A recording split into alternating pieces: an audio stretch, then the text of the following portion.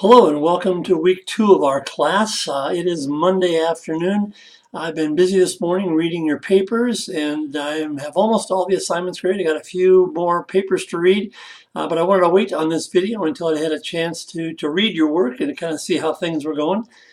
First of all, thank you for some very good reflective posts and some good papers. I'm pleased with the first week's work and the kind of things you've commented on and the way you've written. So keep up the good work and we'll stay on track in this course. Week 1 was kind of overwhelming with 5 sections of work, quite a bit to do there. Week 2 is a little bit less. There's only 4 sections. But probably your biggest challenge this week is your homework partner video, which is going to take you a little time. So as you do that, there's a 5-minute introduction, and then you're going to do some role playing. I'm going to suggest that some of you might think about using that difficult conversation piece as one of your role play areas. But you're also supposed to talk about some positive steps, and under item C, there's a whole list of things you might address in these videos.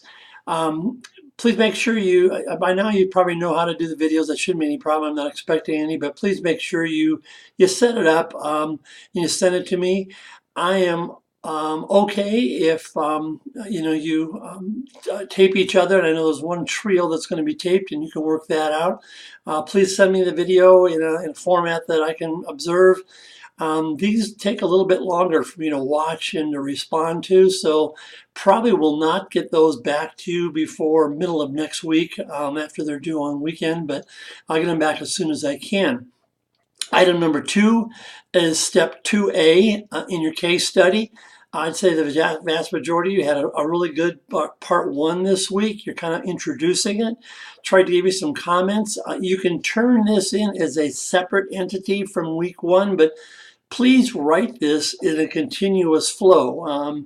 If you want to go back and start doing some edits to week 1, if I gave you some suggestions and I try to provide helpful comments for everybody, you can do that, but you really only need to send me the second part of that. I should be able to figure out. I'm keeping these separate so I can see the pieces as they build. And as I said last week, at the end for week 7, you're really going to go back and fine tune and edit and put it all together in one coherent paper. Some of you did citations of your research. Some of you did not. I'm going to encourage you to.